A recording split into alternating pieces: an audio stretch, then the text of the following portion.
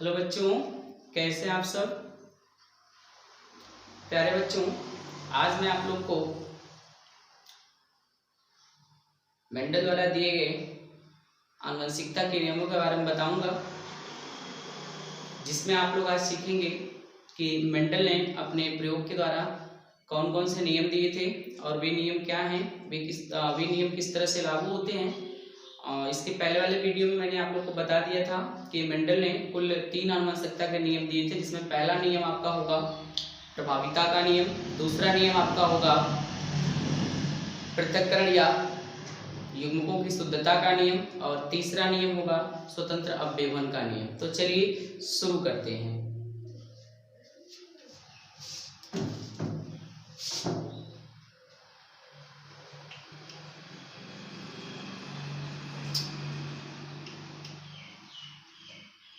तो लिखा ही नहीं है, पता नहीं कैसे आपने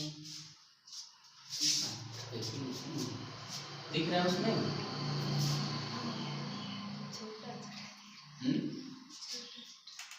दिख रहा है नहीं?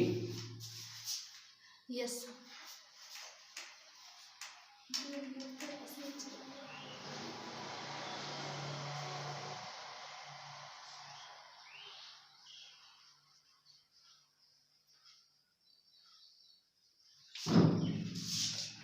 मेंडल के आनुवंशिकता का नियम।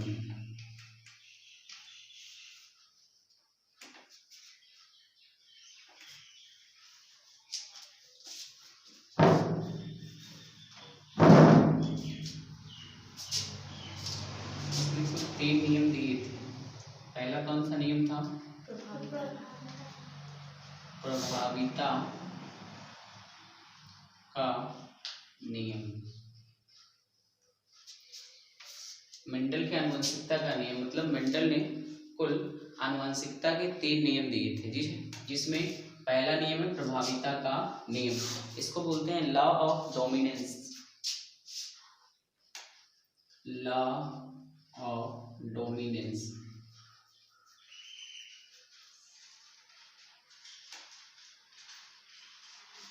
ठीक है। दूसरा नियम उसने दिया था पृथक्करण।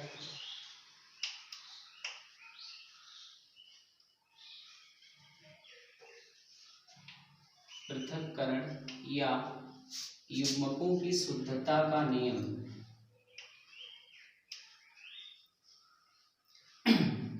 युग्मकों की शुद्धता का नियम।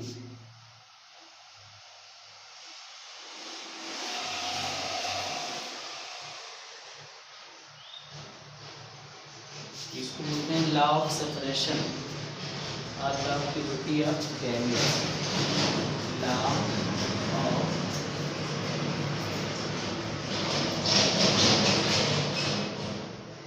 सेपरेशन। ठीक है। और तीसरा उसने दिया था स्वतंत्र अपव्यवहन का नियम। स्वतंत्र अपव्यवहन का नियम, जिसको बोलते हैं independent assortment. Law of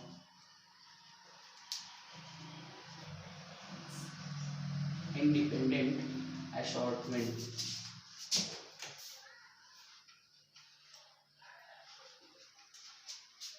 Mendel ने 3 नियम दिए। पहला प्रभाविता का नियम, जिसको बोलते हैं लॉ ऑफ डोमिनेंस। दूसरा पृथक्करण या युग्मकों की शुद्धता का नियम, जिसको बोलते हैं लॉ ऑफ सेपरेशन। तीसरा स्वतंत्र अवयवन का नियम, जिसको बोलते हैं लॉ ऑफ इंडिपेंडेंट असॉर्टमेंट। ठीक है। मेंडल ने जो मटर के पौधे पर प्रयोग किए थे, उस मटर के पौधे के प्रयोग से उसने आनुवंशिकता के नियम दिए और उसने कुल 3 आनुवंशिकता के नियम को दिया। ठीक है। जिसमें से पहला आनुवंशिकता का नियम है प्रभाविता का नियम, दूसरा है पृथक्करण का नियम और तीसरा है स्वतंत्र अवयवन का नियम। ठीक है। इन्हीं तीनों को बारी बारी से पढ़ेंगे। तो पहला हम लोग पढ़ेंगे प्रभाविता का नियम, लॉ ऑफ डोमिनेंस। ये क्या होता है देख लीजिए। इस नियम के अनुसार, इस नियम के अनुसार जब दो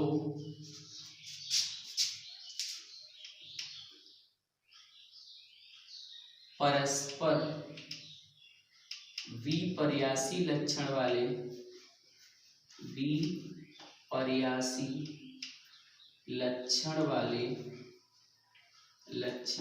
पादपों के मध्य संकरण कराया जाता है,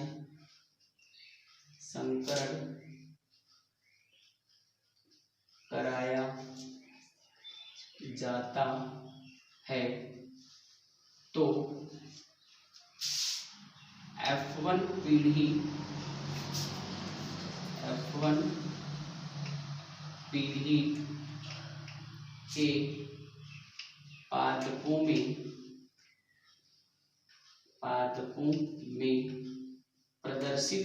पादपों में प्रदर्शित होने वाले लक्षण प्रभावी लक्षण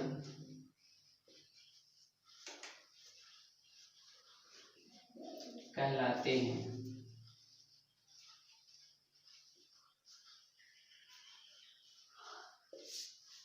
ठीक है, इस नियम के अनुसार जब दो परस्पर विपर्यासी लक्षण वाले पादपों के मध्य संकरण कराया जाता है तो F1 पीढ़ी के पादपों में प्रदर्शित होने वाले लक्षण प्रभावी लक्षण कहलाते हैं। ठीक है ना, जैसे हमने बताया था प्रभावी लक्षण पहले ही बता दिया गया था कि यहाँ पे एग्जाम्पल जैसे देख लीजिए, अगर हम कैपिटल टी स्मॉल टी ये दोनों पौधे के बीच अगर हम क्रॉस करा दें, ठीक है, तो यहाँ पे देखिए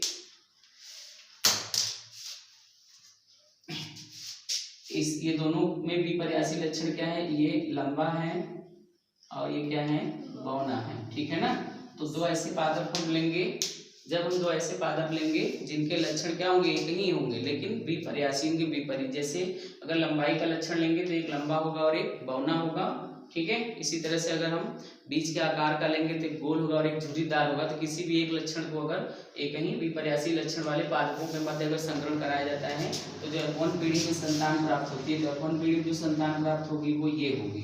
ठीक है, F1 पीढ़ी में F1 पीढ़ी के पादपों में प्रदर्शित होने वाला लक्षण, तो इसमें कौन सा लक्षण प्रदर्शित हुआ, टी वाला, यानी ये पौधे कैसे थे, लंबा थे। ठीक है, यही कहलाता है प्रभाविता का नियम। ठीक, इसके अनुसार आप कह सकते हैं, प्रभाविता के नियम के अनुसार आप ये कह सकते हैं कि F1 पीढ़ी में केवल प्रभावी लक्षण ही प्रभावी होता है। ठीक है ना, जो प्रभावी लक्षण होता है सिर्फ वही प्रदर्शित होता है, यही प्रभाविता का नियम है। ठीक है, यानी प्रभाविता के नियम के अनुसार F1 पीढ़ी में जो भी लक्षण प्रदर्शित होते हैं उन्हें हम प्रभावी लक्षण कहते हैं। ठीक है, तथा जो लक्षण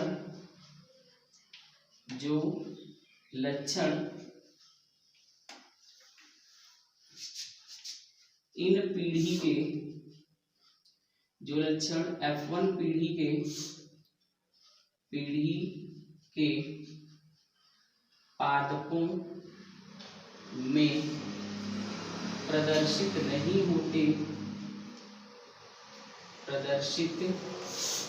होते उन्हें अप्रभावी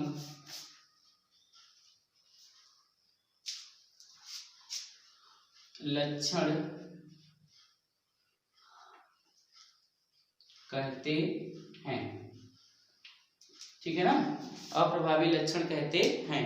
अब इसकी पुष्टि हम कैसे कर सकते हैं, हम यहाँ पे लिख सकते हैं, इस नियम की पुष्टि, इस नियम को या पुष्टि इसकी, इस नियम को मेंडल के एकल संकर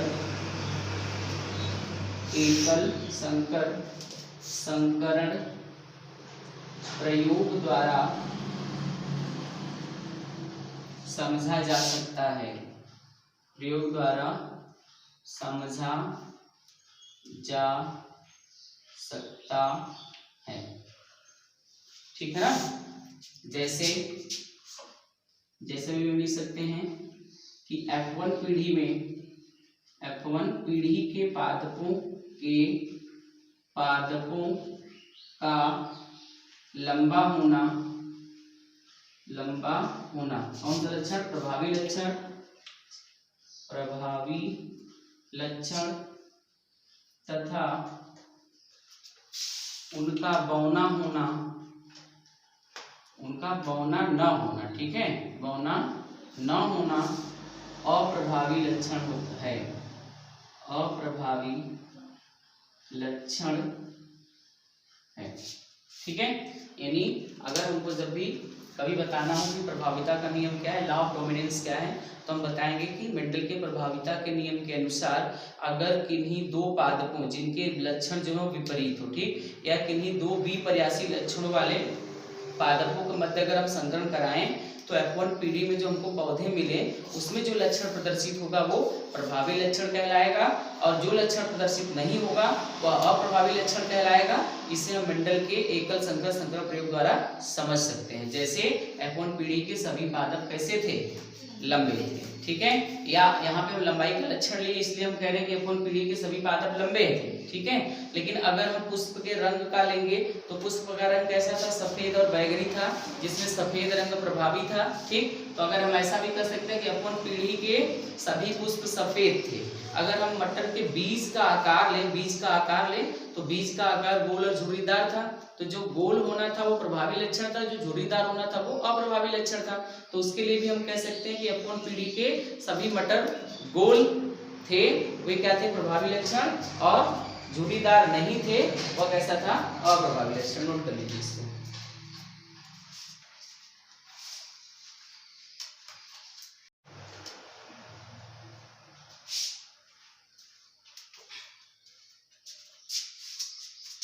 अगला देखिए, पृथक्करण युग्मकों की शुद्धता का नियम।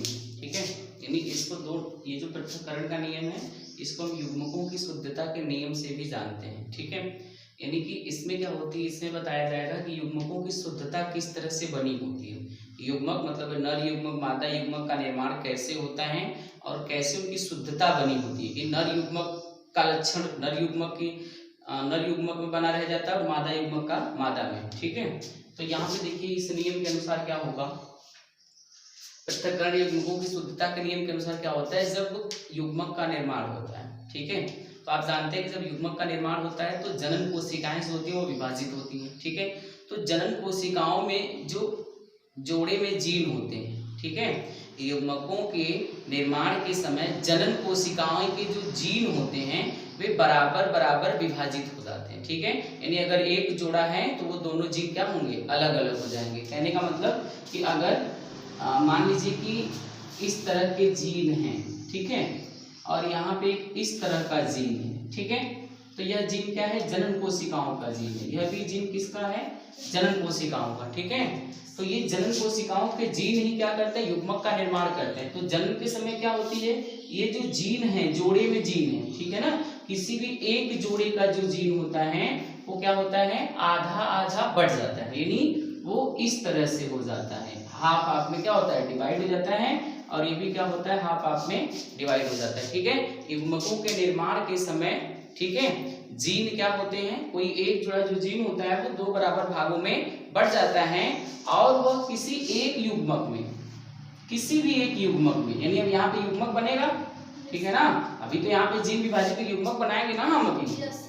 जैसे यहाँ पे देखो एक ये यहाँ पे टी, यहाँ पे स्मॉल टी और यहाँ पे स्मॉल टी, यहाँ पर भी स्मॉल टी, यहाँ पर भी क्या होंगे? स्मॉल टी होंगे। ठीक है ना।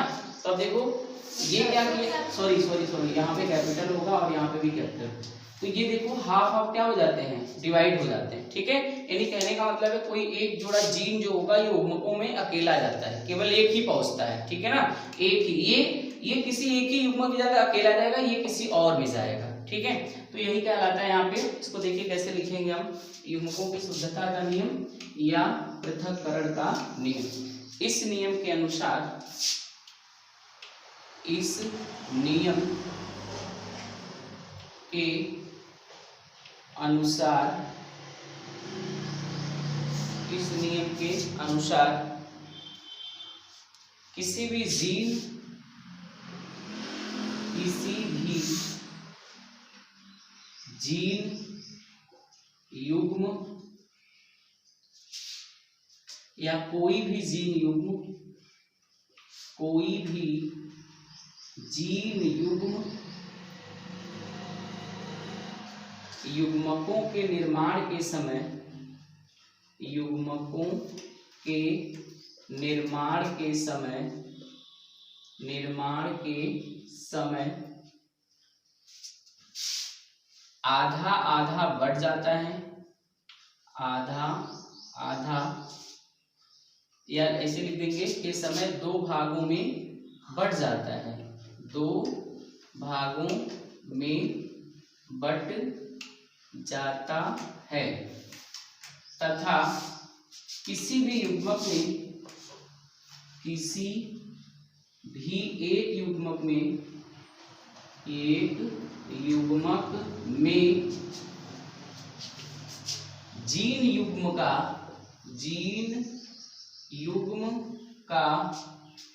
केवल एक ही जीन जा पाता है, ठीक है ना। यदि जब युग्मक बनेंगे तो युग्मक के समय ऐसा नहीं होता है कि दोनों जीन चले जाएंगे, ठीक है। युग्मक में केवल उस जीन का, यानी जिस जीन से युग्मक बनेगा उसका एक ही जीन जाएगा, ठीक है। तो युग्मक यहाँ पे देखिए लिखा हुआ है ना, इस नियम के अनुसार कोई भी जीन कोई भी जीन युग्म युग्मकों के निर्माण के समय दो भागों में बढ़ जाता है, तथा किसी भी एक युग्मक में जीन युग्म का केवल एक ही जीन जा पाता है। जैसे यहाँ पे हम मान लेते हैं कि ये नर है और ये मादा है, ठीक है ना। तो यहाँ पे हम जीन युग्म, नर का जीन युग्म मान लेते हैं RR और मादा का जीन युग्म मान लेते हैं RR, ठीक है। यहाँ पे हम ऐसा भी मान सकते हैं RR, और यहाँ भी इसका भी हम यही मान लेते हैं, कौन पीढ़ी के पौधे ले लेते हैं, ठीक है। तो यहाँ पे आप देखिए यहाँ से युग्मक बनेंगे, तो जब युग्मक बनता है तो युग्मक में इस जीन युग्म का केवल एक ही जीन जाता है, ये अलग युग्मक है और यहाँ एक अलग युग्मक बनेगा, ठीक है ना। देखो दो भागों में जीन क्या होता है, बढ़ जाता है और युग्मक का निर्माण कर लेता है। इसी तरह से यहाँ पर भी एक युग्मक में केवल एक ही जीन जाएगा, अगला जीन जो होगा वो दूसरे युग्मक में जाएगा।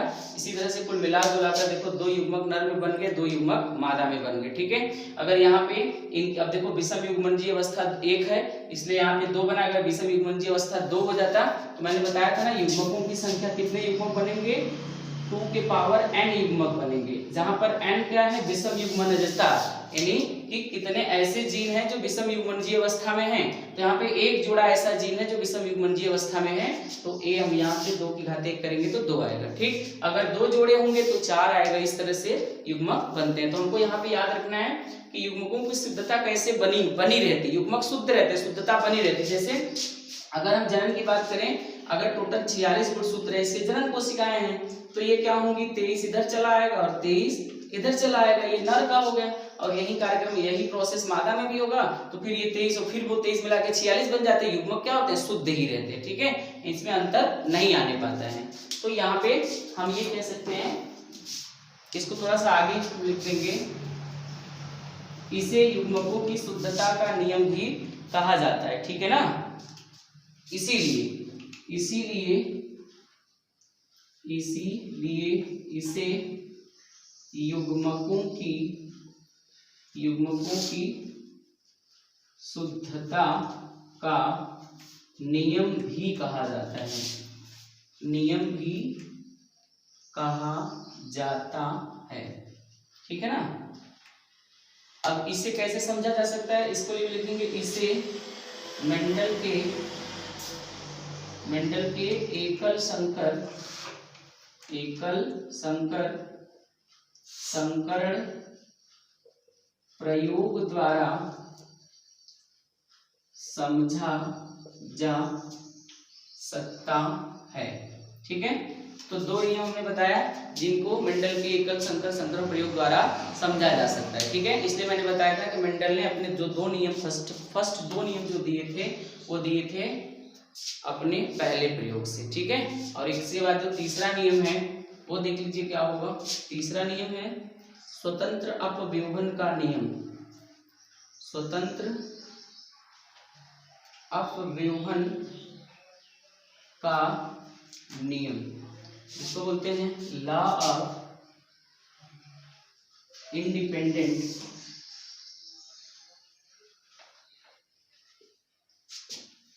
असॉर्टमेंट।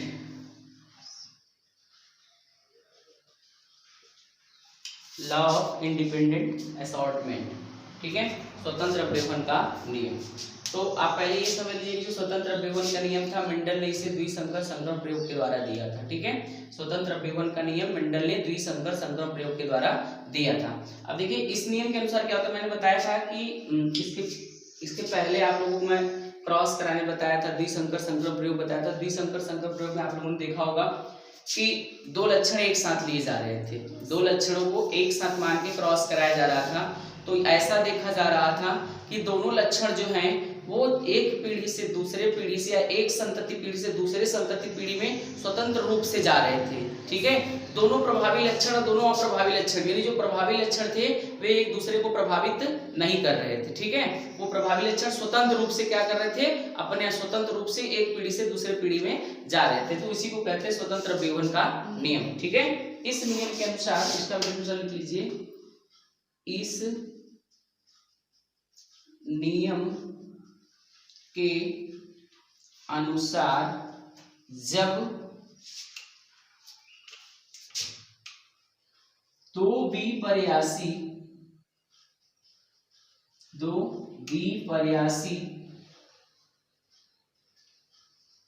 लक्षणों के आधार पर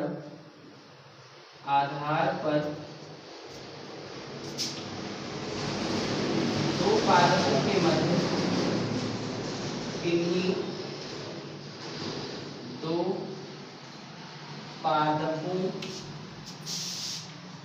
के मध्य संकरण कराया जाता है तो, ठीक है ना, दो पादपों के मध्य संकरण कराया जाता है तो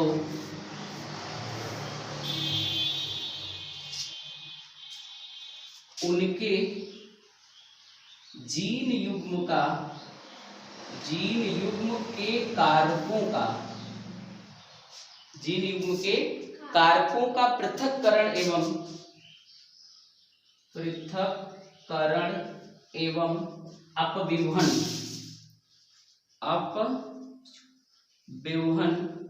स्वतंत्र रूप से होता है।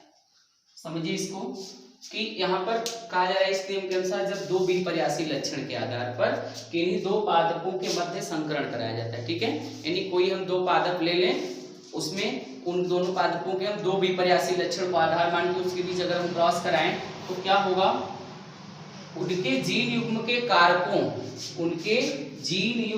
कारकों का पृथक्करण। तो जीन युग्म का कारक अगर हम यहाँ पे मान लीजिए कि हम एक लक्षण लिए हैं बीज के आकार का, ठीक है, बीज के आकार का, ये एक विपर्यासी लक्षण है, और एक विपर्यासी लक्षण हम लिए हैं बीज के रंग का, बीज का रंग, दो विपर्यासी लक्षण लिए हुए हैं। तो इस विपर्यासी लक्षण को नियंत्रित करने वाले जीन अलग होंगे, तो इसके दो जीन हो सकते हैं, एक जीन तो कैपिटल आर हो सकता है और दूसरा जीन क्या हो सकता है, स्मॉल आर और स्मॉल आर हो सकता है। ठीक है, और बीज के रंग के लिए एक जीन हो सकता है कैपिटल वाई और एक जीन हो सकता है स्मॉल वाई, या हम कह सकते हैं कारक। तो अब देखिए इनके कारक, देखिए आप लिखा हुआ है जीन युग्म के कारकों का, तो जीन युग्म के यहाँ कारक हैं, यानी दो कारक हैं, इसमें दोनों कैपिटल आर है, इसमें दोनों कैपिटल वाई, दोनों स्मॉल आर, दोनों स्मॉल वाई, यही कारक हैं। उनका पृथक्करण स्वतंत्र रूप से होता है। पृथक्करण मतलब अभी मैंने बताया पृथक्करण के नियम के अनुसार अगर हम आर आर को माने तो ये स्वतंत्र रूप से क्या होते हैं, अलग हो जाते हैं, ठीक है। अगर इनको माने तो ये भी क्या होंगे, ये भी स्वतंत्र रूप से क्या हो जाएंगे, अलग अलग हो जाएंगे, ठीक है। तो ये तो हुआ पृथक्करण। अब बात आती है अव्यूहन, तो आपका व्यूहन का मतलब होता है, आप देखिए ये अलग हो गए ना, तो ये अब स्वतंत्र रूप से क्या करेंगे, फैलेंगे। ये यानी capital R capital Y, capital R और कैपिटल वाई, ये दोनों स्वतंत्र रूप से क्या होंगे, एक संतान से दूसरी संतानों में जाएंगे, यानी ये एक दूसरे को प्रभावित नहीं करते हैं। ऐसा नहीं है कि ये हमेशा इसी के साथ रहे, ठीक है, ऐसा नहीं है कि आर हमेशा स्मॉल आर के साथ रहे। ऐसा भी हो सकता है कि ये कभी इसके साथ भी जा सकता है और ये कभी इसके साथ भी जा सकता है। यानी हम ये कह सकते हैं कि स्वतंत्र अव्यूहन के नियम के अनुसार क्या होता है कि जब हम परस्पर विपरीत लक्षण वाले या परस्पर दो विपर्यासी लक्षण वाले पादपों के मध्य हम संकरण कराते हैं, तो फिर वहां पे क्या होता है, जो प्रभावी लक्षण होता है, जो प्रभावी लक्षण होता है, अगर दो विपर्यासी लक्षण लिए तो दो प्रभावी लक्षण होगा, ठीक है ना।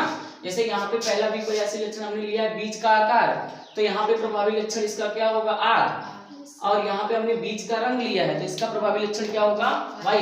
तो देखिए यहाँ पे हमको दो विपर्यासी लक्षण मिल रहे हैं, एक विपर्यासी लक्षण आर और एक विपर्यासी लक्षण वाई, दोनों कैपिटल वाला, ठीक। हम जानते हैं कि जो कैपिटल लेटर होता है या कैपिटल वाला जीन होता है वो प्रभावी जीन होता है, उसी को प्रभावी लक्षण कहते हैं। तो अब मेंडल के तीसरे नियम के अनुसार, स्वतंत्र अव्यूहन नियम के अनुसार क्या होता है, ये जो प्रभावी लक्षण हैं ये एक संतति पीढ़ी से दूसरे संतति पीढ़ी में स्वतंत्र रूप से जाते हैं, मतलब इस पे किसी का प्रभाव नहीं होता है।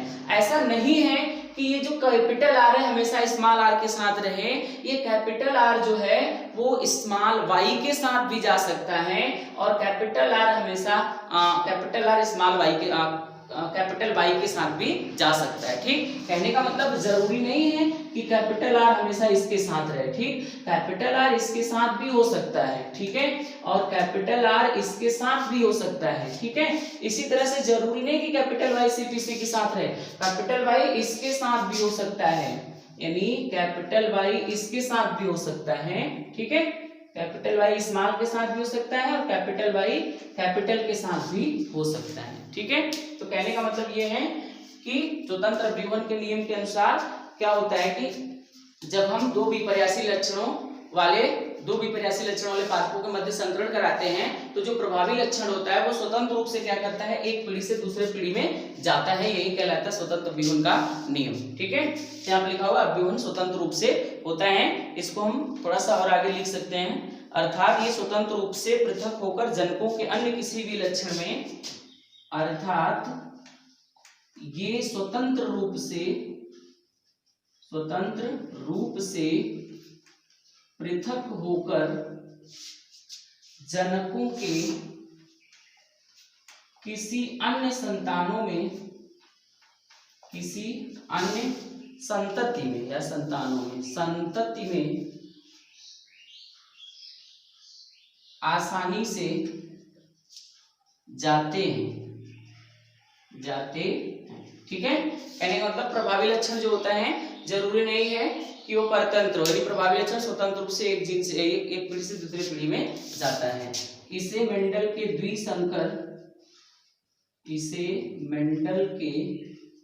द्विसंकर संकरण प्रयोग द्वारा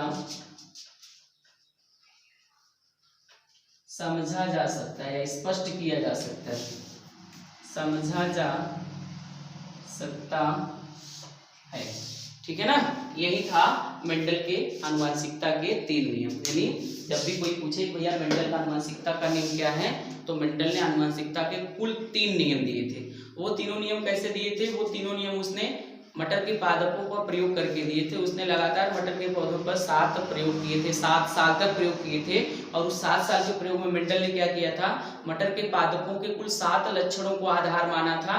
सबसे पहले उसने क्या किया था, एक एक लक्षण को अलग अलग लेकर क्रॉस कराया था, ठीक है, जिसको हम क्या कर माने थे, जिसको हमने कहा था मेंडल का एकल संकर संकरण प्रयोग, ठीक है। तो सबसे पहले मेंडल ने क्या किया था, एकल संकर संकरण प्रयोग किया था। उसने एकल संकर संकरण प्रयोग में क्या किया था, पादप के किसी एक ही लक्षण को आधार माना था। तो उसने क्रम से क्या किया, पहले एक लक्षण लेके क्रॉस करा दिया, रिजल्ट आया, फिर दूसरा लक्षण लेके क्रॉस कराया, फिर कोई और रिजल्ट आया होगा, फिर तीसरा लक्षण, ऐसे ऐसे करके उसने 7 लक्षणों को पहले एक एक करके देखा, ठीक है। इसके बाद उसने क्या किया, अब उसके दिमाग में ये विचार आया कि क्यों ना 2 लक्षणों को एक साथ कराया जाए, फिर देखा जाए कि जब एक से अधिक लक्षणों को एक साथ हम क्रॉस कराते हैं तब क्या होता है। या वे ये जानना चाह रहे थे कि जो मैं 7 लक्षण लिया हूं, क्या ये 7 स्वतंत्र हैं या इसमें कोई एक दूसरे को प्रभावित कर रहा है, ठीक है ना। तो उसको उसने अपने द्विसंकर संकर प्रयोग से स्पष्ट किया। उसने क्या किया कि मटर के पादप के 2 विपर्यासी लक्षणों को एक साथ आधार मान लिया, यानी दो लक्षणों को देख रहे थे वे, ठीक है। पहले वे क्या कर रहे थे, एक ही लक्षण को देख रहे थे, क्योंकि देखो मटर का पौधा है तो सभी लक्षण तो एक ही साथ होगा, लेकिन वे अन्य लक्षणों पर ध्यान नहीं दे रहे थे, ठीक। एग्जाम्पल के लिए आप ये समझिए कि मान लीजिए यहाँ पे मेंडल ने क्या किया, एक मटर का पौधा लिया, यहाँ पे ये हम मान लेते हैं मटर का पौधा, जो बहुत फेमस है। पहला वाला बार बार कहा जाते हैं कि पहले में कुछ लंबे पौधे थे, मतलब एक लंबा पौधा ले लिया और एक उसने क्या किया, बौना पौधा ले लिया, ठीक है। तो हम मान लेते हैं कि ये कुछ इस तरह की व्यवस्था थी, ठीक है। ये पौधा कैसा था, लंबा, और ये पौधा कैसा था, बौना। तो जरा सोचिए कि लंबा पौधा था, संकरण कराना है, तो संकरण कराने के लिए दोनों में फूल होने चाहिए, ठीक है। तो दोनों में फूल होने चाहिए, तो दोनों में फूल हैं, ठीक है। एक ही पुष्प में क्या होता है, नर और मादा दोनों होता है। तो अब इसमें देखिए क्या होगा, पुष्प भी है, इसकी लंबाई भी है, ठीक है। ये लंबा भी तो होगा, ये लंबा, ये बौना है। तो उसने सिर्फ क्या आधार माना कि एक लंबा है और एक बौना है। सोचिए इसमें पुष्प भी तो आया होगा, तो पुष्प का कलर भी तो रहा होगा। मान लो इसका पुष्प सफेद था और इसका फूल बैगनी था, ऐसा कुछ रहा होगा ना, या दोनों का सफेद रहा होगा, ऐसा कुछ रहा होगा। फिर इसके बाद क्या हुआ होगा, क्रॉस कराने के बाद क्या हुआ होगा, इसमें फल भी तो आया होगा, तो फली का रंग भी तो रहा होगा, फली का आकार भी तो रहा होगा, बीज फिर मिला होगा, तो बीज का आकार भी तो रहा होगा, झुर्रीदार होगा या गोल, कुछ ना कुछ तो मिला होगा, और फिर बीज का रंग भी तो पता रहा होगा। लेकिन उसने क्या किया, इन लक्षणों को नहीं ध्यान दिया। अपने एकल संकर संकरण प्रयोग में मेंडल ने 7 लक्षणों को एक साथ अध्ययन नहीं किया, मतलब केवल एक एक लक्षण बारी बारी से किया। यानी पहले लंबाई वाला करके देख लिए तो उनको मिला कि भैया सभी पौधे लंबे, ठीक है। फिर अब वो क्या कर लिए, सफेद फूल यानी पुष्प के रंग का करा लिए। अब लंबाई नहीं देख रहे हैं, पुष्प का रंग देख रहे हैं, तो फिर उनको मिला कि सफेद ही मिल रहे हैं सारे। फिर उसने बीज का रंग देखा, तो बीज के रंग में उनको मिला कि सारे पीले हो रहे हैं। फिर वे क्या कि बीज का आकार देखे, तो बीज के आकार में उनको मिला कि सारे बीज गोल हो रहे हैं। फिर उसने क्या किया, पुष्प की स्थिति देखी, तो उनको मिला सारे पुष्प अच्छे हैं, ठीक है। फिर इसके बाद उसने क्या देखा, ऐसे ऐसे करके उसने अपने 7 लक्षणों को बार बार मतलब अलग अलग किया। तो अब उनको ये समझ में आया कि मैंने 7 लक्षणों को अलग अलग तो देख लिया, अलग अलग हमको यही स्पष्ट हो रहा है कि पहली पीढ़ी में सिर्फ प्रभावी लक्षण दिखाई दे रहा है, ठीक है। यानी वही जीन अपने लक्षण को दिखा रहा है जो प्रभावी है, ठीक है। अब उनके दिमाग में आया कि अगर हम 2 लक्षणों को एक साथ स्टडी करें, इन्हीं 2 लक्षण को एक साथ स्टडी करें, तो हम देखें कि क्या वो 2 लक्षण जो हैं वो स्वतंत्र रूप से एक पीढ़ी से दूसरी पीढ़ी में जा रहे हैं या कोई एक दूसरे को प्रभावित कर रहा है। ऐसा तो नहीं है कि अगर हम यहाँ पे, उसने सोचा कि ऐसा तो नहीं है कि अगर हम यहाँ पे एक गोल तथा पीला ले लें, ठीक है ना, गोल तथा पीला, यानी उसने सोचा कि ऐसा तो नहीं है कि एक बीज हम लिए हैं गोल और पीला, बीज गोल है और पीला है, तो देखो गोल होना अलग लक्षण है और पीला होना अलग लक्षण है। और एक बीज है जो झुर्रीदार है लेकिन वो कैसा है, हरा है, ठीक है। उसने ऐसा सोचा कि एक बीज हम ले लिए गोल और पीला, 2 लक्षण आ रहा है साथ, और एक बीज हम ले लिए झुर्रीदार और हरा। अगर इन दोनों को हम क्रॉस कराएं तो क्या जो बीज मिलेंगे, सोचो क्या जो बीज मिलेंगे उस बीज में केवल गोल वाला ही पीला होगा या झुर्रीदार भी पीला हो सकता है, या उसने सोचा कि क्या केवल झुर्रीदार ही हरा होगा या गोल भी हरा हो सकता है। ठीक, अगर केवल गोल ही पीला होता तो इसका मतलब ये है कि भैया ये लक्षण जहां गोल जाएगा उसी के साथ पीला जाएगा। अगर बीज गोल नहीं तो बीज पीला नहीं हो सकता। ठीक है ना, मतलब वो स्वतंत्र नहीं है। देखो मतलब ये जो पीला है ये स्वतंत्र नहीं, क्योंकि पीला होना दूसरा लक्षण है। ठीक है, पीला है जो वो स्वतंत्र नहीं है। क्यों? क्योंकि पीला होना दूसरा लक्षण है। अगर सोचो अगर वही बीज पीला होता जो सिर्फ गोल है, ठीक, तो इसका मतलब साफ साफ है, क्योंकि पीला होना तो अलग लक्षण है और गोल होना अलग लक्षण है। दोनों विपर्यासी, मतलब दो विपर्यासी लक्षण है। तो देखो जो बीज गोल है सिर्फ वही पीला है, इसका मतलब क्या हुआ कि पीला जो है वो गोल के साथ ही रहेगा। मतलब अगर बीज गोल नहीं तो फिर वो पीला नहीं हो सकता। मतलब दोनों स्वतंत्र नहीं है, सीधी सी बात कि ये दोनों लक्षण स्वतंत्र नहीं है। वही चीज अगर यहां हो जाए, इसको हम समझे तो जो बीज झुर्रीदार है वो हरा है। ठीक, तो अगर जो झुर्रीदार है सिर्फ वही हरा होता तो इसका मतलब क्या है कि अगर बीज झुर्रीदार नहीं तो बीज हरा भी नहीं। ठीक ना, इसका मतलब ये दोनों लक्षण भी एक दूसरे पर ही निर्भर कर रहे हैं, यानी हमेशा झुर्रीदार के साथ हरा जा रहा है। लेकिन मेंडल ने जब दो लक्षणों को एक साथ आधार मान के अध्ययन कराया तब उसने स्टडी किया कि ऐसा नहीं है, ये जो लक्षण है ये सभी स्वतंत्र हैं। ठीक, मतलब गोल बीज भी हरा हो सकता है और झुर्रीदार बीज भी पीला हो सकता है। ठीक ना, झुर्रीदार बीज भी पीला हो सकता है और गोल बीज भी हरा हो सकता है।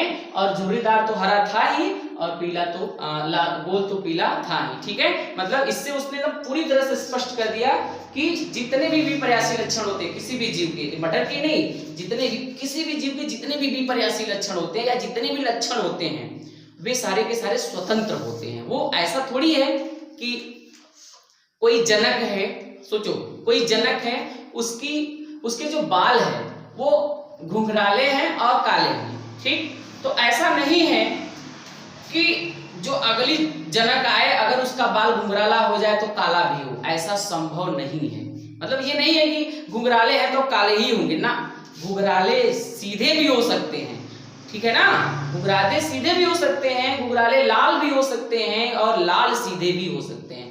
तो यही लास्ट वाला जो द्विसंकर संकर प्रयोग था इसमें यही बताया था मंडल ने कि भैया जितने भी किसी भी जीव के सभी लक्षण स्वतंत्र होते हैं। स्वतंत्र होने का मतलब वो एक पीढ़ी से दूसरे पीढ़ी में अपने आप जाएंगे, उसमें कोई किसी को दबाव नहीं डालेगा। ठीक है ना, अब इसी तरह से हम मैंने बताया ना कि जैसे मान लो, फिर से इसको समझ लो, जैसे मान लो कि कोई पिता है, एक पिता है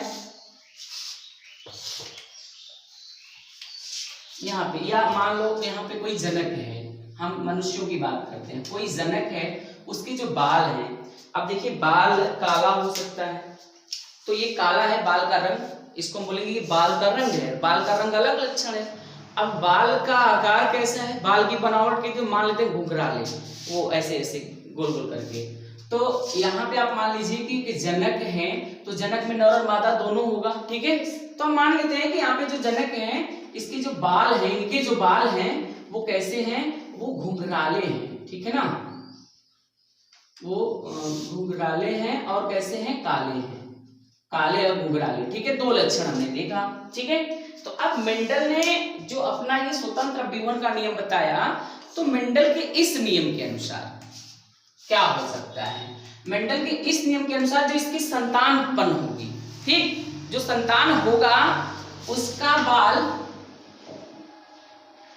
और ये मान लेते हैं नर, ठीक है ना, इधर मादा भी लेते हैं तब समझ में आएगा।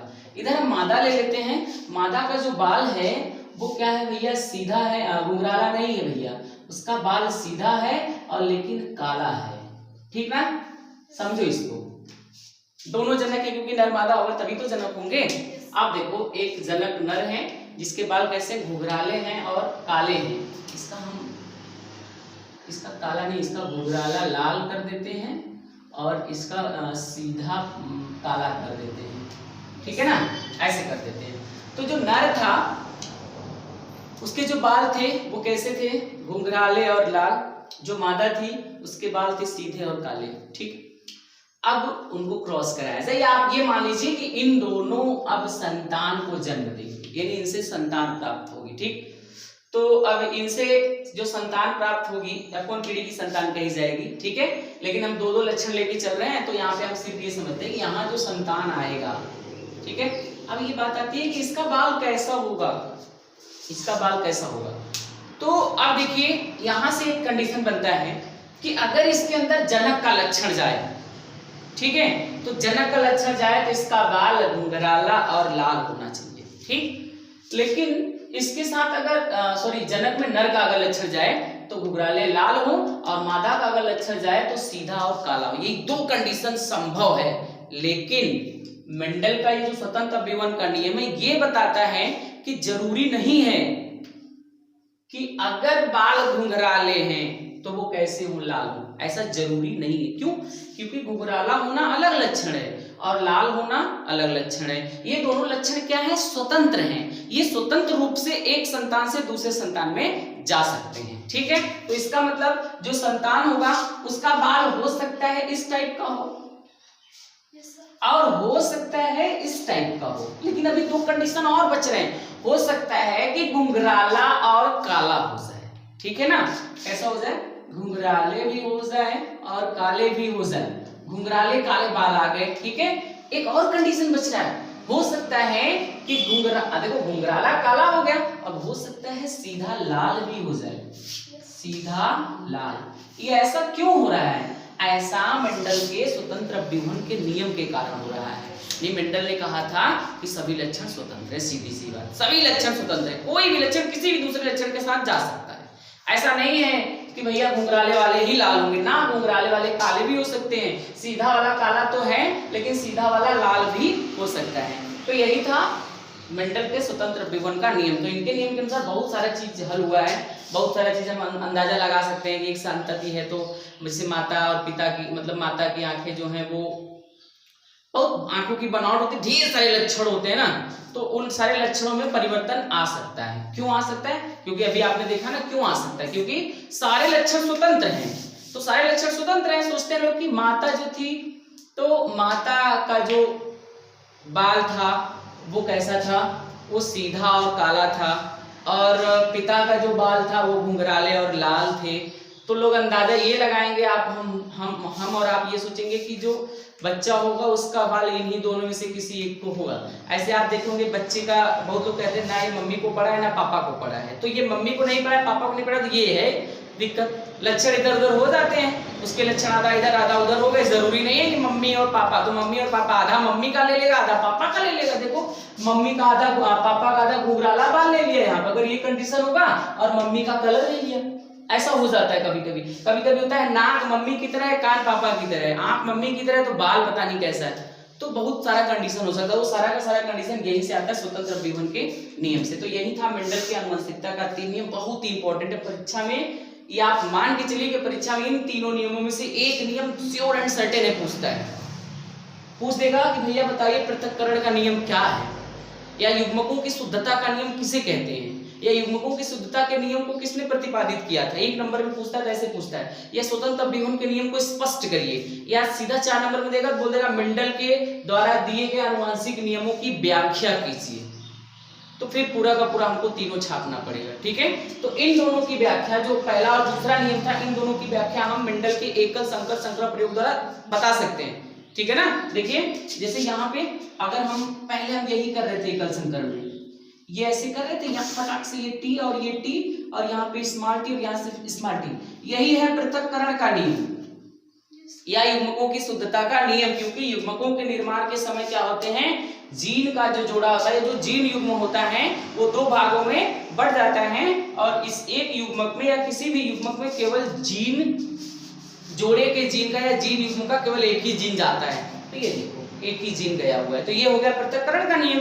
अब इसके बाद फटाक से जो हमको यहाँ पे संतान मिल रही थी, ये वाली संतान, 4 ऐसी संतानें मिल रही थी, ऐसी 4 मिल रही थी, सारे के सारे संकर लंबे मिल रहे थे, तो इसको बोल देंगे यहाँ पर भावी लक्षण कौन सा है, कैपिटल टी है, ठीक है। ये F1 पीढ़ी है, F1 पीढ़ी है। तो आप जानते हैं कि मेंडल के पहले नियम के अनुसार क्या होता है, प्रभाविता के नियम के अनुसार क्या होता है, F1 पीढ़ी में वही लक्षण प्रदर्शित होते हैं जो प्रभावी होते हैं। तथा प्रभावी लक्षण प्रदर्शित नहीं होता है। ठीक है, तो हम मेंडल के दो नियमों को एकल संकर संक्रमण प्रयोग द्वारा स्पष्ट कर सकते हैं। ठीक है, और जो तीसरा नियम है वो द्विसंकर संक्रमण प्रयोग द्वारा, इसको नोट कर लीजिए।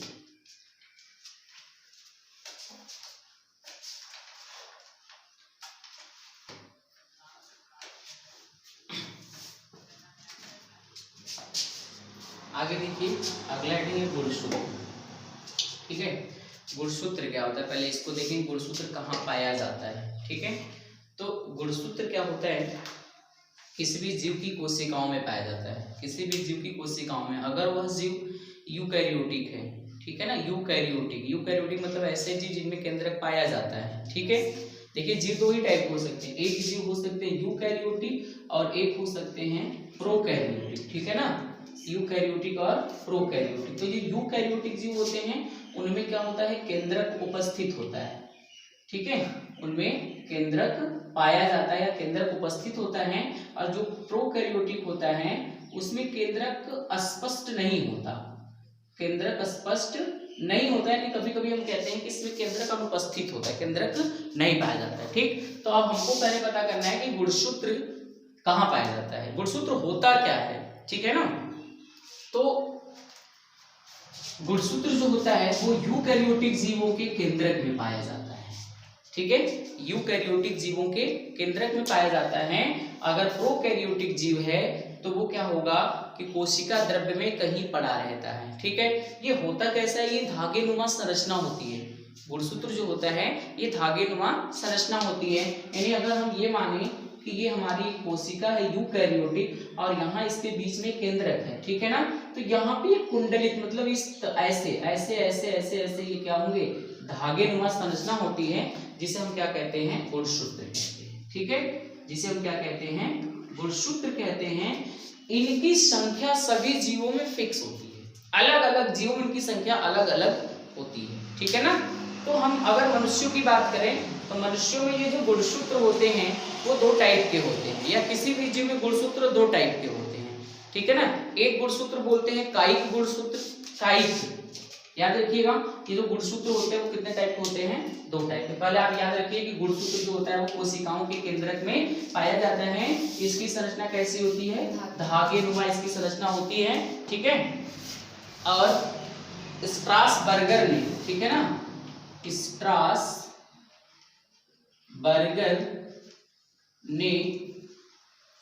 स्ट्रासबर्गर ने इसकी खोज की थी 1875 ईस्वी में। 1875 ईस्वी में स्ट्रासबर्गर नामक साइंटिस्ट ने क्रोमोसोम की यानी गुणसूत्र की खोज की थी। ठीक है, और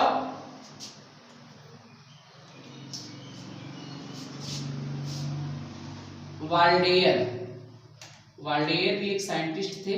ठीक है, वाल्डेयर ने क्या किया था, सन 1888 ईस्वी में, वाल्डेयर ने 1888 ईस्वी में क्या किया था, सबसे पहले गुणसूत्र शब्द का प्रयोग किया था। गुणसूत्र शब्द का प्रयोग, ठीक, इस चीज को याद रखिएगा। स्ट्रासबर्गर ने 1875 ईस्वी में गुणसूत्रों की खोज की थी और उसने बताया था कि जो गुणसूत्र होते हैं वो कोशिकाओं के केंद्रक में उपस्थित होते हैं। इनकी जो संरचना होती है वो धागे नुमा होती है और इनकी संख्या अलग अलग जीवों में फिक्स होती है। ठीक है यार, निश्चित होती है। इनकी संख्या घटती या बढ़ती नहीं है। बहुत विशेष परिस्थितियों में कभी कभी इनकी संख्या में थोड़ा परिवर्तन आता है। जब इनकी संख्या में परिवर्तन आ जाता है तो जीव के कुछ लक्षण बिल्कुल अलग हो जाते हैं या उस जीव के नई जातियों की उत्पत्ति हो जाती है। ठीक है, गुणसूत्रों की संख्या अगर बदल जाती है तो हमको नई जातियों की उत्पत्ति या नई जातियां देखने को मिलती है। ठीक है, तो गुणसूत्र शब्द का प्रयोग सबसे पहले वाल्डेयर ने 1888 ईस्वी में किया था। ये जो 1875 ईस्वी में स्ट्रासबर्गर ने इसकी खोज की थी, तो ये जब कोशिका विभाजन पे अध्ययन कर रहे थे तो कोशिका विभाजन के समय गुणसूत्रों को इसने देखा था। ठीक है, कोशिका विभाजन के समय स्ट्रासबर्गर ने गुणसूत्रों का अध्ययन किया था या गुणसूत्रों को देखा था और उसकी खोज उसने 1875 ईस्वी में की थी। और इसके बाद 1888 ईस्वी में वाल्डेयर ने क्या किया था, गुणसूत्र शब्द का सबसे पहले प्रयोग किया था। ठीक है, वास्तव में है क्या, गुणसूत्र भी प्रोटीन है। ठीक है ना, गुणसूत्र किससे, प्रोटीन से मिलकर बना होता है। ठीक है, इस चीज को याद रखिएगा। न्यूक्लियर प्रोटीन यहाँ पे हम लिख सकते हैं यहाँ पे ऐसा हमारा कोशिका हो गया, यहाँ पे हमारा केंद्रक हो गया, और इसी में क्या होते हैं गुणसूत्र।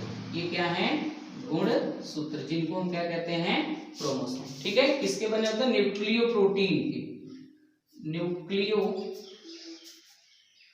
प्रोटीन। ठीक है, याद रखिएगा गुणसूत्र जो होते हैं वो न्यूक्लियो प्रोटीन से बने होते हैं, आप सीधा कह सकते हैं प्रोटीन से बने होते हैं। इनकी संरचना धागेनुमा होती है। इसकी खोज स्ट्रासबर्गर ने 1875 ईस्वी में की थी, तथा सबसे पहले गुणसूत्र शब्द का प्रयोग वार्डेयर ने सन 1888 ईस्वी में किया था। कहाँ पाया जाता है ये कोशिकाओं के केंद्रक में पाया जाता है। इसी गुणसूत्र के अंदर डीएनए और आरएनए होते हैं, और उसी डीएनए और डीएनए के अंदर क्या होता है जीन होता है। ठीक है, तो अब हम पढ़ रहे हैं गुणसूत्र। तो गुणसूत्र के बारे में थोड़ी जानकारी हमको होगी। गुणसूत्र की खोज किसने किया था, सबसे पहले गुणसूत्र शब्द का प्रयोग किसने किया। ठीक है, और गुणसूत्र पाए कहाँ जाते हैं और ये बने किससे होते हैं। ठीक, तो गुणसूत्र कोशिका के केंद्रक में पाए जाते हैं। इसकी खोज स्ट्रासबर्गर ने की थी। सबसे पहले इस शब्द का प्रयोग वार्डेयर ने किया था। ठीक है, और ये बने किसके होते हैं न्यूक्लियर प्रोटीन के। अब हम देखेंगे गुणसूत्र कितने टाइप के होते हैं। तो गुणसूत्र दो टाइप के होते हैं। ठीक है, किसी भी जीव में गुणसूत्र जो होते हैं वो दो टाइप के होते हैं। तो यहाँ पे हम इसको मिटाते हैं और यहाँ पे हम लिखते हैं गुणसूत्र यानी क्रोमोसोम। ठीक है, क्रोमोसोम कितने टाइप के होते हैं, दो टाइप के होते हैं। याद रखिएगा क्रोमोसोम दो टाइप के होते हैं, गुणसूत्र दो टाइप के होते हैं। पहले वाले गुणसूत्र को बोलते हैं कायिक गुणसूत्र, कायिक गुणसूत्र, गुणसूत्र। ठीक है ना, या कभी कभी इसको बोलते हैं दैहिक, दैहिक मतलब शरीर। ठीक है ना, दैहिक गुणसूत्र। ठीक, कायिक गुणसूत्र या दैहिक गुणसूत्र या स्वजात। ठीक है, या स्वजात गुणसूत्र। ठीक है, कायिक गुणसूत्र कह लीजिए या दैहिक गुणसूत्र कह लीजिए या स्वजात गुणसूत्र कह लीजिए। ठीक है, इसको बोलते हैं इंग्लिश में, इसके लिए सिर्फ एक ही वर्ड है ऑटोसोम। Chromosome CHRO MOSOME। ठीक है ना, क्रोमोसोम सही है। क्रोमोसोम, क्रोमोसोम दो टाइप के हो गए, एक ऑटोसोम होता है और दूसरा होता है सेक्स क्रोमोसोम। ठीक है, यानी लैंगिक गुणसूत्र, लैंगिक गुणसूत्र। ठीक है ना, लैंगिक गुणसूत्र या इसमें लिंग गुणसूत्र कहते हैं। ठीक है, इसे हम लिंग गुणसूत्र भी कहते हैं, लिंग गुणसूत्र। इसको इंग्लिश में बोलते हैं sex chromosome, CHROSOMO, chromo CHROMOSOME।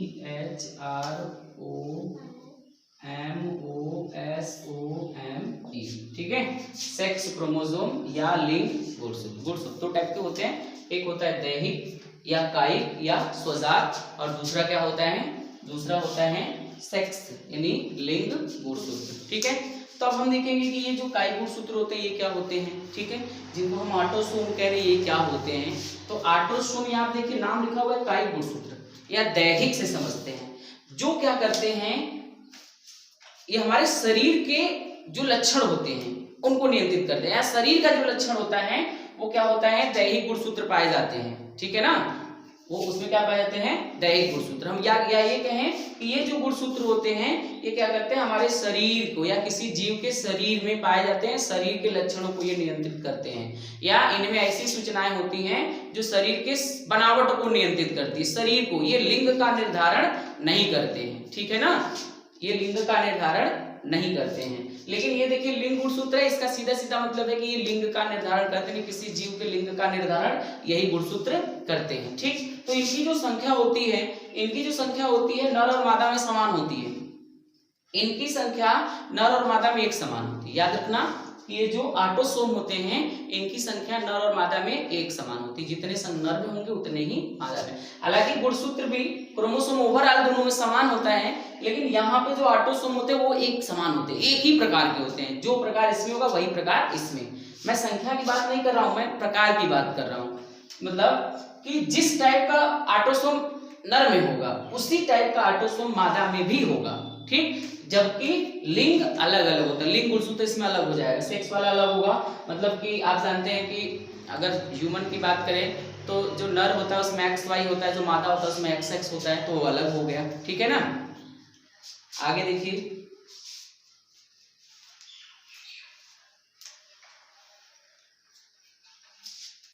इनको कभी कभी हेट्रोसोम भी कहा जाता है। हेट्रोसोम, ठीक है ना। जैसे इनको ऑटोसोम बोल रहे हैं तो ये क्या है, हेट्रोसोम। यानी क्रोमोसोम दो टाइप के हो गए, हेट्रोसोम और ऑटोसोम। ऑटोसोम जो होते हैं वो नर और मादा यानी मेल और फीमेल में एक समान होते हैं, एक ही प्रकार के होते हैं, जबकि हेट्रोसोम दोनों में अलग अलग होते हैं। ठीक है। अब देखिए, जिस तरह से अभी हम जीन को पढ़ रहे थे, जिस तरह से हम कारक को पढ़ रहे थे कि कारक हमेशा जोड़े में होते हैं, उसी तरह से ये जो क्रोमोसोम होते हैं ये भी हमेशा पेयर में ही होते हैं। ठीक है ना, ये भी हमेशा पेयर में ही होते हैं। ठीक, तो यहाँ पर हमको पढ़ना है मनुष्यों में गुणसूत्र, मनुष्यों में गुणसूत्र। ठीक, तो अब हम थोड़ा सा आज को टॉपिक बदलते हैं, मनुष्यों पर आते हैं, मानव में आते हैं कि मानव में जो गुणसूत्र होते हैं वो किस टाइप के होते हैं या उन गुणसूत्रों का क्या नाम होता है। ठीक, तो अगर हम मनुष्यों में गुणसूत्रों की बात करें तो मानव में गुणसूत्र दो प्रकार के होते हैं। गुणसूत्र दो प्रकार के होते हैं। ठीक है ना, दो प्रकार के। ठीक, जैसे ये तो दो प्रकार है ही, एक लिंग हो गया, एक हो गया। ठीक है, तो लिंग गुणसूत्र को हम दो प्रकार कह सकते हैं। ठीक है, लिंग गुण, इसको दो प्रकार से हम बांट सकते हैं। ये दो टाइप का हो गया। ठीक है, लिंग गुणसूत्र दो टाइप का हो गया, इसका दो नाम पड़ा। या हम सीधा सीधा कहें गुणसूत्र दो टाइप का होता है। एक होता है एक्स गुणसूत्र या एक्स क्रोमोसोम। ठीक है,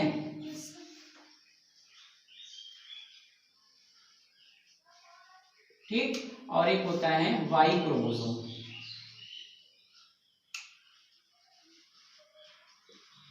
एक्स क्रोमोसोम और वाई क्रोमोसोम। ठीक, एक्स गुणसूत्र और वाई गुणसूत्र। ठीक है, एक्स गुणसूत्र और वाई गुणसूत्र। जैसे जीन में हो रहा था टी टी आर आर, वैसे यहाँ पे एक टाइप का जो होता है, दो टाइप का होता है, एक टाइप को एक्स गुणसूत्र कहते हैं और एक को वाई गुणसूत्र कहते हैं। ठीक है, मनुष्यों में दो प्रकार के पाए जाते हैं। ठीक है,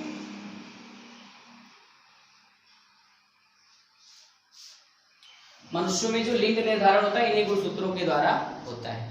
एक्स गुणसूत्र और वाई गुणसूत्र के द्वारा मनुष्यों में लिंग का निर्धारण होता है, या इनको हम किससे अटैच करते हैं। जो लिंग गुणसूत्र तो दो टाइप के होते हैं मनुष्यों में, एक एक्स वाला होता है और एक वाई वाला होता है। ठीक है ना, तो अब इनकी संख्या अलग अलग होती है। अब यहाँ पे देखिए, अगर हम मानव की बात करें तो हम यहाँ पे सीधा लिखेंगे मानव में कुल कितने गुणसूत्र होते हैं।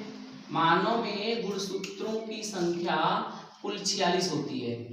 कितनी होती है, 46 होती है। अगर जोड़े की बात करें तो 23 जोड़े गुणसूत्र मानव में पाए जाते हैं। मानव में 23 जोड़े गुणसूत्र पाए जाते हैं। अगर संख्या ऐसे बात करें तो 46 गुणसूत्र पाए जाते हैं, यानी 46 नर में भी पाए जाते हैं और 46 मादा में भी पाए जाते हैं। यही गुणसूत्र क्या करते हैं, लिंग का निर्धारण कराते हैं। ठीक है, देखिए अलग अलग जीवों में लिंग का निर्धारण अलग अलग होता है। कुछ जीव ऐसे होते हैं जिनमें लिंग का निर्धारण उनके अंदर गुणसूत्र जो पाए जाते हैं उसके अनुसार किया जाता है। कुछ जीव ऐसे होते हैं जो जिनका लिंग निर्धारण ताप पर होता है कि टेम्परेचर कितना से कितना होगा तो नर होगा मादा होगा, क्या रेशियो होगा। और कुछ ऐसे होते हैं जो बाहरी कारकों पर निर्भर, जैसे घोंगा होगा है ना, तो घोंगा जब चाहे अपने लिंग को बदल सकता है। घोंगा अपने मन से अपने बच्चे के लिंग को बदल सकता है। ठीक है, और कछुआ की बात करें तो कछुआ के लिए अलग अलग ताप होता है। जैसे कछुआ के लिए अगर ताप 28 डिग्री सेल्सियस से नीचे रहेगा, ठीक है ना,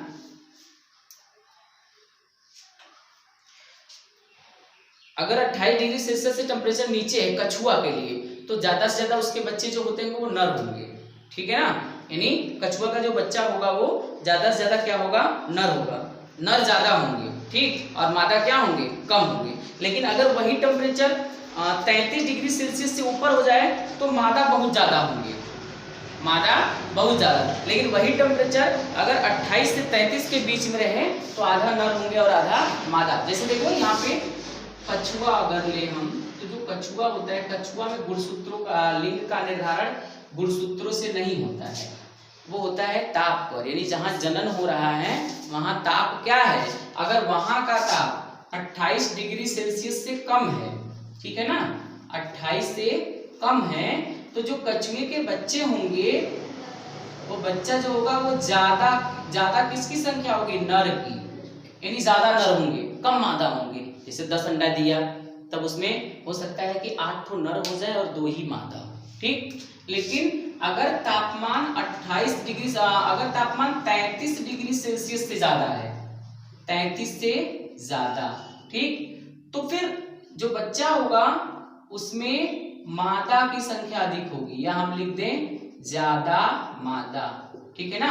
ज्यादा से ज्यादा क्या होंगे, मादा। अगर 10 अंडे दे रहे हैं तो हो सकता है 8 अंडे मादाओं का हो, मादा पैदा हो और 2 अंडों से नर निकले, ठीक। लेकिन अगर यही टेम्परेचर 28 डिग्री से 33 के बीच रखा जाए, 28 से 33 के बीच, तो 50-50% हो जाता है, यानी आधा नर हो जाएगा और आधा मादा हो जाएगा। तो आपने अभी देखा कि कछुआ ऐसा जीव है जिसका लिंग निर्धारण ताप पर निर्भर करता है, जिसका लिंग निर्धारण ताप पर निर्भर करता है, ठीक है। तो ऐसे ही बहुत सारे जीव होते हैं जिनका लिंग निर्धारण अलग अलग कारकों पर निर्भर करता है। तो मनुष्यों में जो लिंग का निर्धारण होता है वो क्रोमोसोम यानी गुणसूत्र पर निर्भर करता है, यानी गुणसूत्र ही लिंग का निर्धारण करेगा मनुष्यों में, ठीक। यही बताएगा कि लड़का होगा कि लड़की होगी। अगर क्या लड़के होंगे क्या लड़की, 1 होगा 2 होगा, कैसे होगा, तो 2 ही चीज हो सकता है, लड़का या लड़की हो सकता है, 50-50 चांस होता है। तो कब लड़का होता है कब लड़की होती है, तो उसी को हम लोग इसके बाद पढ़ेंगे, ठीक है। तो मानव में कितने गुणसूत्रों की संख्या हो गई, 46 हो गई। 23 जोड़े होते हैं, हमेशा ये पेयर में होते हैं, ठीक है। इनमें भी थोड़ा सा आप देख लीजिए क्या होगा, इसको नोट कर लीजिएगा, मिल जाएगा इसे। याद रखिएगा गुणसूत्र कहाँ पाए जाते हैं, इसकी खोज किसने की थी, सर्वप्रथम गुणसूत्र शब्द का प्रयोग किसने किया था। मुख्य रूप से गुणसूत्र जो होते हैं वो कितने टाइप के होते हैं, तो गुणसूत्र 2 टाइप के हो गए, एक कायिक होते हैं, कायिक दैहिक या स्वजात होते हैं, और दूसरा होता है लिंग गुणसूत्र। जो लिंग गुणसूत्र होता है 2 टाइप का होता है, एक्स और वाई, एक्स गुणसूत्र और वाई गुणसूत्र। यही एक्स और वाई क्या करते हैं, लिंग का निर्धारण करते हैं, ठीक है ना। और जो लिंग का निर्धारण होता है वो अलग अलग जीवों में अलग अलग प्रकार से होता है, उसको नियंत्रित करने वाले कारक अलग अलग होते हैं। जैसे मनुष्य में लिंग का निर्धारण क्या होता है, गुणसूत्रों के द्वारा होता है, और कछुओं में गुणसूत्र लिंग का निर्धारण ताप में होता है, और घोंघे वगैरह में भी जो होता है आसपास के कारकों पर निर्भर करता है वो कहाँ पर रह रहे हैं। तो अलग अलग जीवों में लिंग निर्धारण अलग अलग कारकों द्वारा होता है, ठीक। तो यहाँ पर अगर मनुष्यों की बात करें तो यहाँ पे मनुष्यों में गुणसूत्रों की संख्या कितनी हो गई, मनुष्यों में कुल गुणसूत्र कितने होंगे, कुल गुणसूत्र होंगे आपके 46 होंगे, ठीक है। या आप इनको बोल सकते हैं 23 जोड़े गुणसूत्र होते हैं, ठीक है। जोड़े मैं क्यों बोल रहा हूं, मैंने पहले ही बता दिया कि जिस तरह से जीन या जिस तरह से कारक जोड़े में मिलते हैं उसी तरह से ये गुणसूत्र भी जोड़े में ही मिलते हैं, ठीक है। अब देखिए बात यहाँ आती है क्योंकि मनुष्यों में नर और मादा होता होगा, तो यहाँ पे हम थोड़ा सा चीज देखते हैं। यहाँ पे नर मान लेते हैं, एक नर है यहाँ पर और यहाँ पर एक मादा है, ठीक है। तो इसी में थोड़ा सा हम जन्म भी समझ लेते हैं, ठीक। एक नर है और एक मादा है, तो सोचिए नर में जो जन्म कोशिकाएं होंगी उनमें गुणसूत्र कितने होंगे, 46 होंगे। आप ये याद रखिएगा ये जो 46 गुणसूत्र होते हैं ये हमारे शरीर की सभी कोशिकाओं में एक ही प्रकार के इतने ही गुणसूत्र पाए जाते हैं। इनकी संख्या कभी बदलती नहीं है, इनकी संख्या कभी नहीं बदलती है। मनुष्य का बच्चा मनुष्य ही होता है, मनुष्य का बच्चा गाय बंदर नहीं हो जाता है। वो इसलिए होता है क्योंकि गुणसूत्रों पर उसकी संख्या 46 ही होगी। जो बच्चा पैदा होगा उसमें 46 ही गुणसूत्र होगा, चाहे वो लड़की हो चाहे वो लड़का हो, ठीक है ना। यानी गुणसूत्र कभी बदलता नहीं है। याद रखिएगा सभी जीवों में गुणसूत्रों की संख्या फिक्स होती है, वो कभी नहीं बदलता है, ठीक है ना। और जब जनन होता है मतलब अर्धसूत्री विभाजन जब होता है, आप जानते हैं कि अर्धसूत्री विभाजन जनन के लिए होता है, यानी नए जीव की उत्पत्ति के लिए होता है। तो अर्धसूत्री विभाजन के दौरान यही गुणसूत्र बंटते हैं, यही गुणसूत्रों यानी गुणसूत्रों में ही अर्धसूत्री विभाजन होता है, गुणसूत्र ही बचते हैं, बट जाते हैं ऐसे, ठीक। तो हम यहाँ पे नर हो या मादा, तो नर का सिंबल मैं आप लोगों को बताया था कि नर का सिंबल ये होता है, नर का सिंबल आपको ऐसे बना सकते हैं, बताए थे, ठीक है। और मादा का सिंबल आप क्या कर सकते हैं, इस तरह थोड़ा सा टेढ़ा करके बनाते हैं। नर का सिंबल आप ऐसे बना लीजिए और मादा का सिंबल आप इस तरह से बना लीजिए, ठीक है। ये नर है और ये मादा है। तो नर है तो ये भी मनुष्य जाति है, मादा है ये भी मनुष्य जाति है, ठीक है। लैंगिक जनन हो रहा है इसमें, तो नर और मादा दो अलग अलग होंगे। तो यहाँ पे नर में कितने गुणसूत्र होंगे, मैंने बोला ना कि 46 होंगे ना, और मादाओं में भी कितने गुणसूत्र होंगे, 46 होंगे। ठीक है, नर में भी 46 और मादा में भी 46। तो जरा सोचिए इसका जो संतान यहाँ पर उत्पन्न होगा, जो संतान होगा उसमें कितने गुणसूत्र होंगे। तो नियम तो ये कहता है भैया कि 46 इसका माता का भी जाता है, पिता का भी जाता है।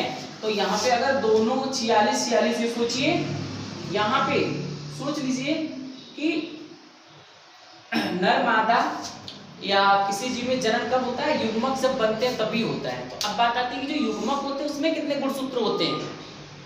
युग्मक में कितने गुणसूत्र होते हैं। युग्मक, नर युग्मक को क्या बोलते हैं, नर युग्मक को शुक्राणु बोलते हैं, मादा युग्मक को अंडाणु बोलते हैं। यानी इसके पास कौन सा युग्मक होगा, इसके पास होगा मादा युग्मक ना, यानी इसके पास होगा अंडाणु, इसके पास होगा अंडाणु और इसके पास होगा शुक्राणु। होगा नहीं होगा, इसके पास होगा शुक्राणु। ठीक है, तो अंडाणु और शुक्राणु, अंडाणु और शुक्राणु, अंडाणु मादा में, मादा जनन तंत्र में, और शुक्राणु नर जनन तंत्र में बनते हैं। इनकी संख्या 1 होती है, इनकी संख्या बहुत ज्यादा होती है। ठीक है, इनको बोलते हैं, इन्हीं को बोलते हैं, इनको बोलते हैं मादा युग्मक, मादा युग्मक। ठीक है ना, युग्मक। इसको female gamete, female gamete, female gamete. ठीक है, नर युग्मक और सॉरी ये मादा युग्मक हो गया, और ये क्या हो गया, नर युग्मक। ये है नर युग्मक, इसको इंग्लिश में बोलते हैं मेल गैमिट, मेल गैमिट। ठीक है, फीमेल गैमेट और मेल गैमेट। ठीक है, अब ये जो फीमेल गैमेट और मेल गैमेट है, ये भी एक प्रकार की कोशिकाएं हैं, इनको बोलते हैं जनन कोशिकाएं हैं। ठीक है ना, इनको बोलते हैं ये जनन कोशिकाएं हैं, जनन कोशिकाएं। आप जानते हैं भैया अगर कोशिका है तो इसके पास गुणसूत्र होगा, होगा नहीं होगा, मैंने बोला ना गुणसूत्र कहाँ पाए जाते हैं, कोशिकाओं में पाए जाते हैं। तो अगर ये कोशिका है तो इसके पास गुणसूत्र होगा, ये भी कोशिका, इसके पास भी गुणसूत्र होगा। आपको यहाँ पे बताया जा रहा है कि मनुष्य में कुल गुणसूत्र 46 होते हैं। ठीक है, लेकिन याद रखिएगा कि सिर्फ इन दो कोशिकाओं को छोड़कर, इन दो कोशिकाओं को छोड़कर, कौन कौन सी कोशिकाएं, अंडाणु और शुक्राणु, यानी नर युग्मक और मादा युग्मक की जो कोशिकाएं होती हैं उनको छोड़कर बाकी सभी कोशिकाओं में गुणसूत्रों की संख्या 46 होती है। ठीक है, 23 जोड़े, जबकि नर युग्मक और मादा युग्मक में ये संख्या आधी आधी हो जाती है, क्योंकि अर्धसूत्री विभाजन के बाद ही क्या होता है, नर युग्मक और मादा युग्मक का निर्माण होता है, अर्धसूत्री विभाजन के बाद। ठीक, तो यहाँ से अर्धसूत्री विभाजन कैसे होगा, यहाँ से देखिए, यहाँ पे हम मानते हैं कि ये नर था, तो नर की कोशिका है, पूरी कोशिका होगी, 46 गुणसूत्र होंगे। ठीक, और इसके पास भी कितने होंगे, 46। याद रखिए ये जो गुणसूत्र होते हैं वो एक्स वाई के पेयर में होते हैं। ठीक, तो यहाँ पे देखिए कैसे होते हैं, यहाँ पे 44 और प्लस एक्स वाई होते हैं, समझ रहे बात को, 44 और एक्स वाई, 44, 45 और 1 46 ऐसे होते हैं। ठीक है, यहाँ क्या होते हैं, यहाँ पर 44 और प्लस एक्स एक्स होते हैं, यहाँ भी 46 हो गया, ये पोजीशन है क्रोमोसोम की। ठीक है, अब यहाँ पे होगा अर्धसूत्री विभाजन, तो अर्धसूत्री विभाजन होगा तभी तो नर युग्मक और मादा युग्मक बनेंगे। जब नर की कोशिकाओं में अर्धसूत्री विभाजन होता है तो नर युग्मक, और जब मादा की कोशिकाओं में अर्धसूत्री विभाजन होता है तो मादा युग्मक। तो अर्धसूत्री विभाजन में क्या होता है, अलग अलग होते हैं, तो क्रोमोसोम आधा आधा बढ़ जाते हैं। तो ये देखिए अर्धसूत्री विभाजन आएगा तो 22 ये ना 22 प्लस एक्स आएगा एक तरफ, और एक तरफ चला जाएगा 22 प्लस। ठीक, तो टोटल कितना हुआ, 23 और 23। ठीक, वही इसमें भी होगा, यहाँ पर 22 प्लस एक्स आएगा, और यहाँ पर भी क्या आएगा, 22 और प्लस एक्स आएगा। ठीक है, अब फिर मिला के इसमें भी कितने हुए, 23, और इसमें भी कितने हुए, ये दोनों कहे जाएंगे मादा युग्मक, या इनको बोल दीजिए अंडाणु, बोल देंगे अंडाणु, और ये दोनों क्या कहे जाएंगे, शुक्राणु, ये दोनों कहे जाएंगे शुक्राणु।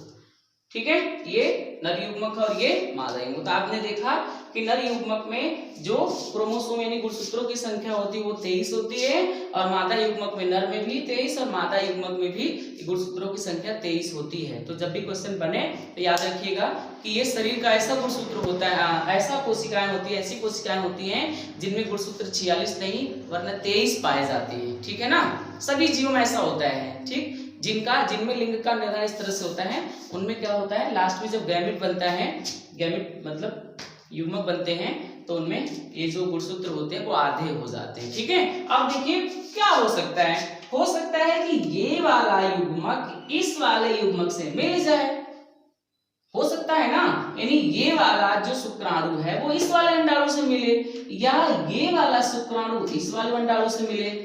बस ये यही दो कंडीशन हो सकता है। ऐसा यहाँ भी हो सकता है ये इससे मिले, या हो सकता है ये इससे मिले, यही हो सकता है। तो जब मिलेगा तो यहाँ भी देखो 46 आ जाएगा, और यहाँ भी देखो 46 आ जाएगा, यहाँ ये भी संतान 46 और ये भी संतान 46। इस तरह से जो बच्चा पैदा होता है उसमें 46 संख्या बराबर बनी रहती है। अगर ऐसा नहीं होता, अगर इसमें भी 46 होता तो 46 और 46 जुड़ के कितने हो जाते, 92 हो जाते। यानी जो नया संतान आता है उसमें 92 गुणसूत्र, पता नहीं वो क्या होता, बिल्ली होता, भैंस होता, बंदर होता, गधा होता, लेकिन वो इंसान नहीं होता। गुणसूत्रों की संख्या में अगर एक भी परिवर्तन आया, 46 से 47 हुआ, तो आपके शरीर में कोई बहुत बड़ा परिवर्तन दिखेगा। हो सकता है कि आपके पास 3 हाथ हो जाए, हो सकता है कि आपका नाक जो है इधर नाक में, हो सकता है आपकी उंगलियां 6 हो जाए, हो सकता है आपकी उंगली 6 हो जाए। ठीक है, लेकिन अगर एक भी घटा तो हो सकता है आपका ये हाथ गायब, हो सकता है एक हाथ में उंगली ही नहीं है। ठीक है, तो गुणसूत्रों की संख्या जब बढ़ती है तो हमको जीवों में ज्यादा मात्रा में अंग दिखाई पड़ने लगते हैं, और जब घटती है तो किसी चीज की कमी महसूस होती है कि ये चीज कम है। ठीक है, तो गुणसूत्र की संख्या घटती बढ़ती नहीं, वो फिक्स होती है। हाँ, किसी कारण बस कुछ दिक्कतें आती हैं तो ऐसी संभावनाएं उत्पन्न होती हैं। ठीक है ना, तो अब यहाँ पे गुणसूत्र के बारे में हम लोग जान लिए। अब हम लोग आगे वाले वीडियो में जानेंगे कि मानव में या मनुष्य में लिंग का निर्धारण कैसे होता है। ठीक है, तो यहाँ इतना आप लोग याद रखिएगा कि नर और मादा दोनों में क्या होता है, बराबर बराबर गुणसूत्र पाए जाते हैं। हाँ, यहाँ पे एक चीज मैंने बताया, यहाँ पे देखिए लिंग निर्धारण या लिंग गुणसूत्र मादा में नहीं पाए जाते हैं। याद रखिएगा, मनुष्यों में मादा लिंग निर्धारण के लिए जिम्मेदार नहीं होती। मादाएं मनुष्यों में लिंग निर्धारण के लिए जिम्मेदार नहीं होती, या हम ये कह लें कि मादा युग्मक या मादाओं का जो ये युग्मक होता है या मादाओं का जो गुणसूत्र होता है वो लिंग निर्धारण के लिए जिम्मेदार नहीं होता। वास्तव में जो लिंग निर्धारण गुणसूत्र होते हैं वो किसमें पाए जाते हैं, नर में। लिंग गुणसूत्र वास्तव में नर में पाए जाते हैं, और लिंग का निर्धारण नर करता है, मादा नहीं करती है। ठीक है, मादा नहीं करती है, नर करता है। ठीक है, नर का ही गुणसूत्र बताएगा, नर का अंतिम जोड़ा गुणसूत्र। अंतिम जोड़ा मतलब ये 44 ये 44 पूरी तरह से एक समान है, जो प्रॉपर्टी इसकी है वही प्रॉपर्टी इसकी है, लेकिन ये जो अंतिम जोड़ा होता है ये बिल्कुल अलग होता है। यही अंतिम जोड़े डिसाइड करते हैं कि नर होगा कि मादा होगा। ठीक है, और वो भी इन अंतिम जोड़ों में ये जोड़ा नहीं, ये वाला जोड़ा, ये वाला जोड़ा बताएगा। तो ये जोड़ा किसका है, नर का। ठीक है ना, तो यहाँ पे ये जो एक्स वाई होते हैं, एक्स वाई यानी एक्स क्रोमोसोम और वाई क्रोमोसोम, इन्हीं को वास्तव में इसीलिए कहा जाता है कि यही है लिंग गुणसूत्र। लिंग गुणसूत्र, लिंग का निर्धारण यही एक्स और वाई क्रोमोसोम करते हैं। ठीक, तो कभी कभी पूछा जाता है कि क्या मनुष्यों में लिंग निर्धारण मादाओं पर निर्भर करता है, तो नहीं, मादाओं पर मनुष्यों में लिंग का निर्धारण नहीं निर्भर करता है, नर पर निर्भर करता है कि जो प्राप्त संतान है वो नर होगा कि मादा होगा। ठीक है, तो जो लिंग गुणसूत्र है वो एक्स वाई होते हैं। ठीक है ना, गुणसूत्र कितने प्रकार के मैंने बता दिया, फिर मैंने बताया गुणसूत्र कितने होते हैं, कहाँ पाए जाते हैं, कौन खोजा। ठीक है, गुणसूत्र के बारे में जानकारी हो गई, और लिंग का निर्धारण भी थोड़ा सा मैंने बता दिया कि अलग अलग जीवों में लिंग का निर्धारण अलग अलग तरीकों से होता है। ठीक है, जैसे मनुष्य में लिंग का निर्धारण गुणसूत्रों द्वारा होता है, और जो कछुए होते हैं उसमें लिंग जो गुणसूत्रों का लिंग का निर्धारण होता है, कछुए में लिंग का निर्धारण ताप पे होता है, किस ताप में वो प्रजनन कर रहे हैं उस पे होता है। और जो घोंघा वगैरह होते हैं उनमें जो लिंग का निर्धारण होता है वो उनके आसपास क्या मौसम है, किस माहौल में रह रहे हैं, कैसा क्लाइमेट है, किस प्रकार का उनका रहन सहन है, उस पे निर्भर करता है। ठीक है, और मनुष्य में जो लिंग का निर्धारण होता है उन पर पाए जाने वाले गुणसूत्रों पर निर्भर करता है। ठीक, तो इसको आप लोग नोट कर लीजिएगा। आगे वाले वीडियो में आप लोग को बताऊंगा कि मनुष्य में गुणसूत्रों का या गुणसूत्रों के द्वारा लिंग निर्धारण कैसे होता है, कितने चांसेस होते हैं नर के और कितने चांसेस होते हैं मादा के। ठीक है,